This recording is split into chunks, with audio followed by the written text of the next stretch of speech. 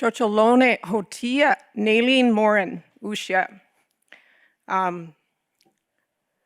know I already introduced myself or have been introduced, but it's something that's been really important to us, to me as a Tahltan, to introduce myself in my own language. So I just said, good morning, my name is Nalaine Morin. And I'm really pleased and honored to be here today. This is my first time being at the Yukon Geoscience Forum, and I recognize we're a little bit behind, so I'll do my best to try to be timely. Okay.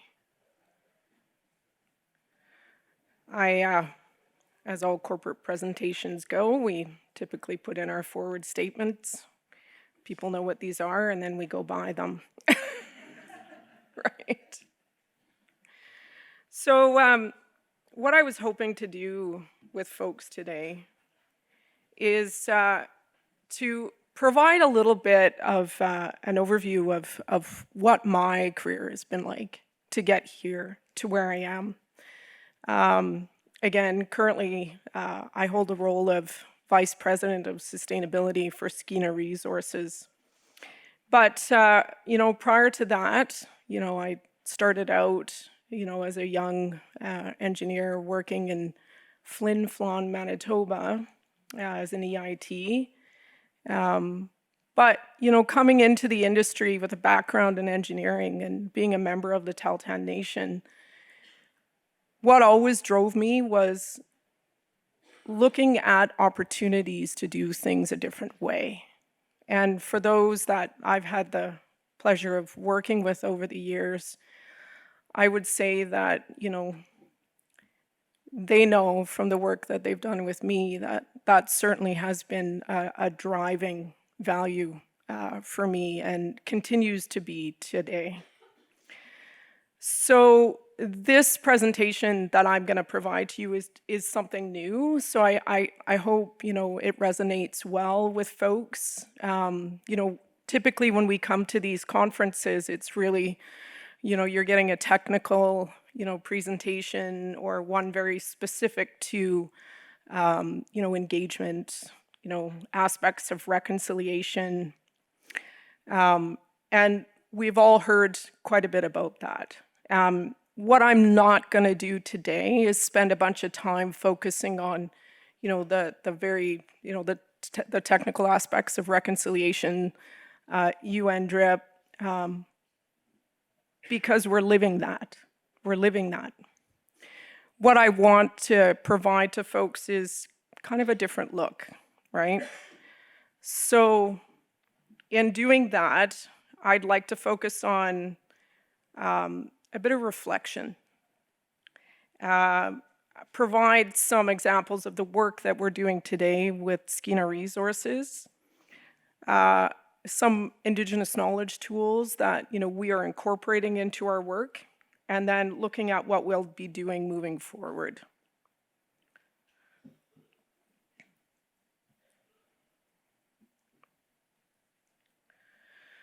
So, who am I, right? I have been working in the industry, oh goodness, do we date ourselves? Are we allowed to do that? For a number of years, in various roles, got my start in Flin Flon, working for Hudbay. And as an EIT, or engineer in training, it was a good place to start. Because of the variability of the work there, right? So they had the mill, the smelter, the zinc heap bleach. And then, for me, I, at that point in time, after going through all the various plants, switched to environment, and I've sort of stayed in that field ever since. Shortly after that, went back to work for my own nation, recognizing all of the activity that was happening in the Golden Triangle and is still happening there today. I remember phoning up my leadership at the time, and this is just the nature of who I am, saying, listen, I don't know why you haven't called me, but I'm coming home, and this is what I can do, right? And so at that time, the leadership started the Tahltan Heritage Resources Environmental Assessment Team, what's known to industry and government as THREAD. And it's interesting, that was in 2005, and THREAD's still very strong today. And we're seeing a lot of very specific, tools and activities that are coming out of this working group. Now, there are very specific disciplines there. I think when myself, Jerry Asp and others got it started, there were far more Tahltans. There was far more traditional or Tahltan knowledge that formed the basis of the work. It certainly does carry through today, but we have a lot more sort of Western science disciplines there supporting the work that we're doing, because a lot of the decision-making that we're putting on Indigenous nations today has become far more complex, right? And so in order for us to be able to still sit and do the work that needs to be done there, we have to change up our teams. We used the word adaptable earlier today, and I'm sure that we've used it throughout this conference and many conferences that we all attend, but it's so true. Our landscape just continues to change, and the work that we need to be able to do together continues to change. We need to adapt. These are just a number of the projects that I've had the opportunity to work on. I would have a couple of slides if I were to put the whole thing on there. But what we brought to these projects, was a strong, strong voice for Tahltan knowledge and Tahltan values at times when it wasn't recognized. To kind of where we are today, where now finally our provincial and federal legislation says to all of us, you have to incorporate Indigenous knowledge in the work that you do. We're not really going to give you much in terms of guidelines on how to do that, but you have to do it, right? When I started, I remember fighting with the Environmental Assessment Office about trying to include the word culture into their, at the time, equivalent to the application information requirements. And they weren't going to do it, right? To kind of where we are today. So I think we've made progress, and we're going to continue to make progress, right?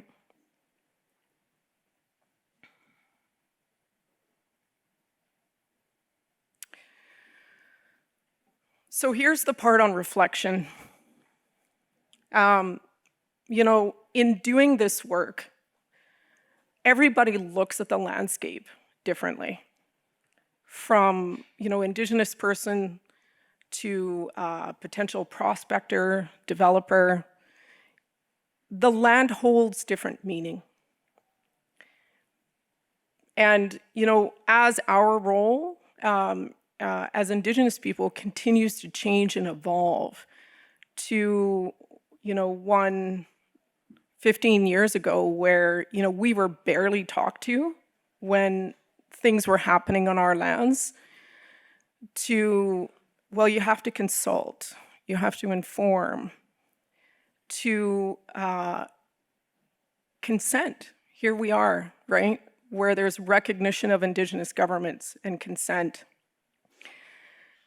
There's a voice there, and nations are bringing that to the table, and they're also bringing their understanding of the landscape, right? So I leave you with this question to think about. What if you could really know the land? Meeting and hearing the stories that people share about their experiences on the land can sometimes be life-changing and truly provides a different way of looking at the land.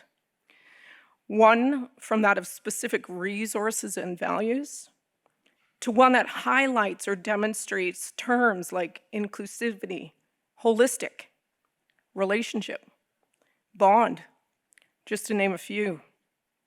I've met many people in my travels across the country elders, hunters, northern people, who can talk intimately about the land and the experiences that they have had, about specific streams, about plants, mountains, artesian wells, and some features that are not discovered are well known, but their people have known about them and have been taught about them.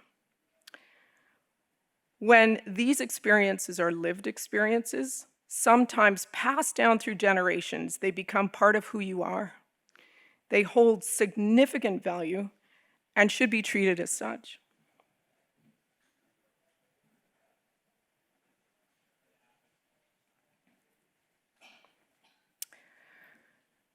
What if you could really know the land and the land held meaning?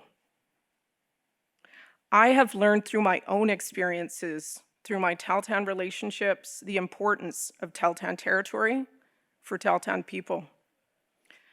And I know nations, and I'm gonna be global here. I know nations around the world would have these types of stories that they can share, right? It had to do in part with the interrelationships we as a people have with the land. Tahltan frequently traveled back and forth between their villages on the Iskoot, the Upper Nass, tribal headquarters at the confluence of the Stikine, the Tahltan rivers, used ancient trails that followed the course of the rivers, including Treaty Creek, Ningensaw River, Unik, and the Iskoot. Tahltan managed these relationships carefully through the establishment of their own stewardship laws that allowed us to care for the land, the fish, the wildlife, the waters, and the territory. We also had strong relationships with our neighbors and vast trading networks, and Tahltans are well known for their entrepreneurial spirit that started thousands of years ago with the processing and trading of obsidian. I'm kind of running 2 slide decks here, so if I'm talking about something and it doesn't make sense, please just let me know. Right? So the third piece that I would leave you with is developing relationships. It will be key, right? The importance of relationships and learning from one another will be important to us in building trust. It starts with a commitment from both parties. Tahltan, or Skeena, is committed to conducting our activities in a manner that protects the environment for future generations and provides benefits to local communities. So in looking through the policies, you'll note in the principled statements on Skeena's website, we are committed to contributing to reconciliation with Indigenous peoples and to actively integrating Indigenous values into Skeena's environmental practices and plans. We will engage with local communities, Indigenous peoples, and other rights holders in an inclusive, respectful, and culturally appropriate manner, early and throughout the life cycle of the operations, right? So in knowing and understanding the information that nations are then bringing to the table about their values and knowledge of the land base, to a place where we can actively collaborate, develop relationships, and build trust so that this information then starts to become part of the work that you're doing moving forward. This is the direction that we as a company, Skeena Resources, is moving in.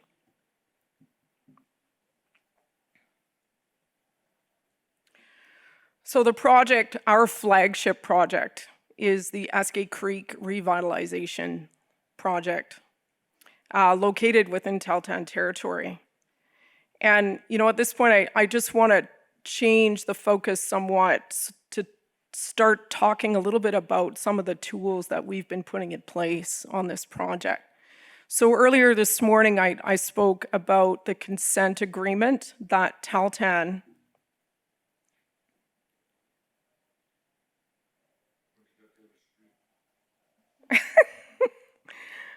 the other screen? Oh, that way? It's faster? Okay. So earlier today, I spoke a little bit about the consent agreement. And the agreement was signed in 2022, and it was the first consent agreement for a First Nation under the BC's DRIPA legislation, right? But the other unique aspects about the environmental assessment for this particular project is the fact that we are not only doing this work with the Tahltan Nation, we're also doing independent or engineering-led assessments with Gitnyao and an independent assessment with the Nisga'a Nation, covering the port and the transportation corridor. So all of these things are happening while we're doing the environmental assessment for this particular project. And on this project as well, if one gets a chance to and has time to read the 204-page, application information requirements, you'll note that for this particular project, we worked in collaboration with the nation as well as the province of BC to develop what is called a hybrid air, right? So some of the requirements identified in the Tahltan central government's environmental assessment strategy have been directly incorporated into the document that is guiding the work we need to do to develop the application. And so when I spoke earlier today about, us working towards including principles or sustainability principles that have been put forward by Tahltan, that's just one example of where we are working towards doing that.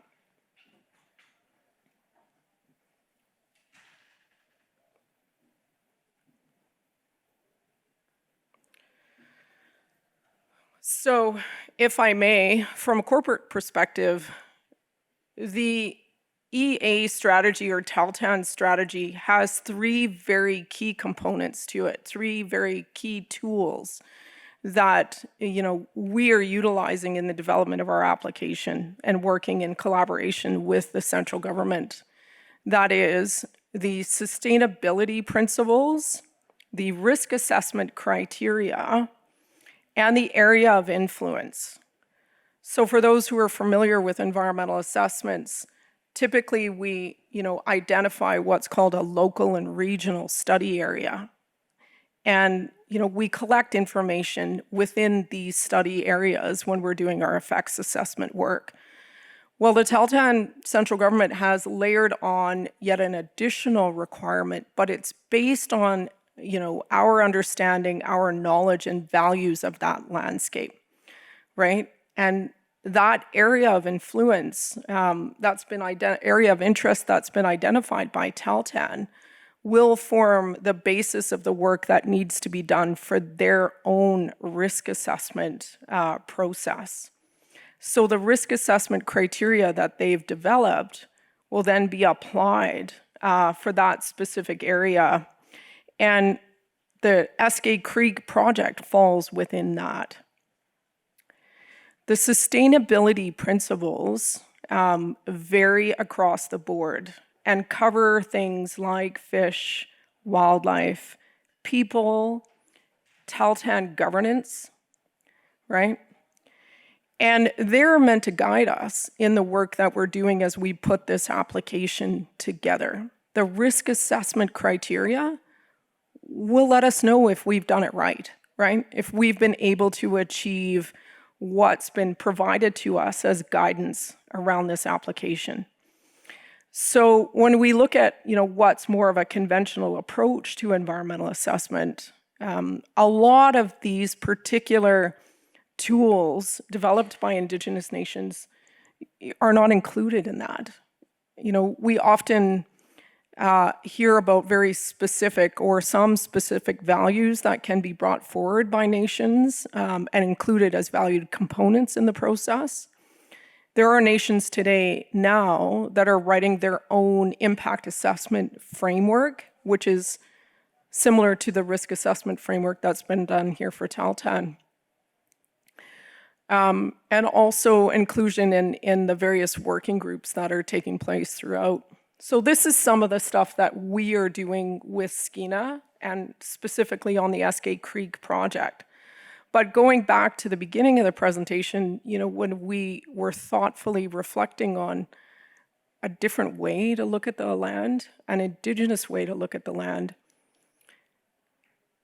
in order for us to be able to get to a place where we're seeing this information come together, both Skeena and the Tahltan central government are doing that through what is the environmental assessment process, the environmental assessment strategy, and other tools that have been developed.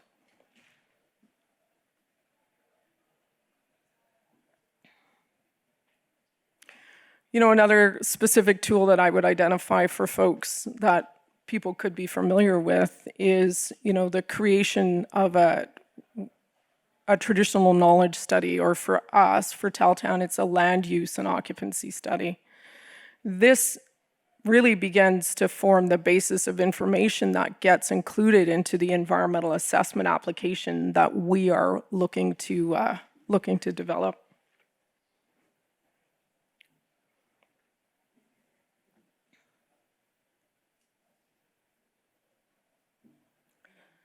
So for us, what's next?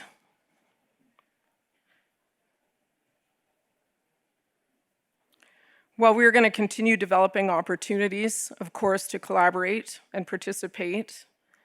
Tahltan, central government, and ourselves are working on tools to support our engineering teams, something that I am referring to as a Tahltan style guide. Within this style guide, what it's doing is identifying, specific values, Tahltan information that can be considered public, and providing guidance and direction to these engineering teams in how it can be incorporated into an application.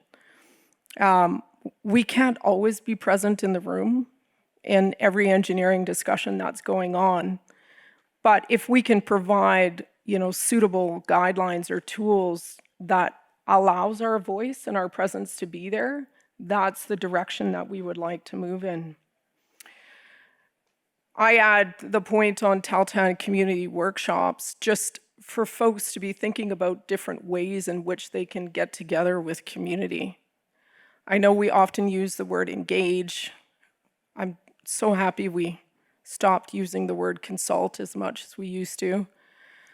But really at the end of the day, it's about relationship development and looking for positive ways to do that so that we can collaborate on what can be difficult conversations, right?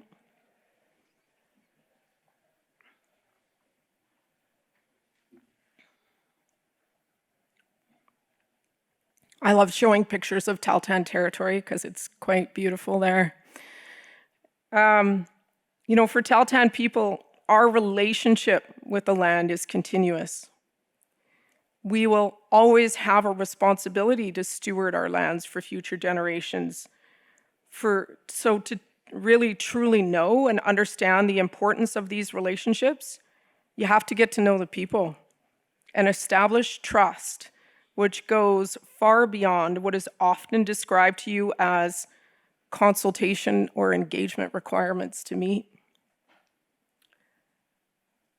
Development and implementation of collaborative, safe spaces for people to participate will help to achieve this, right?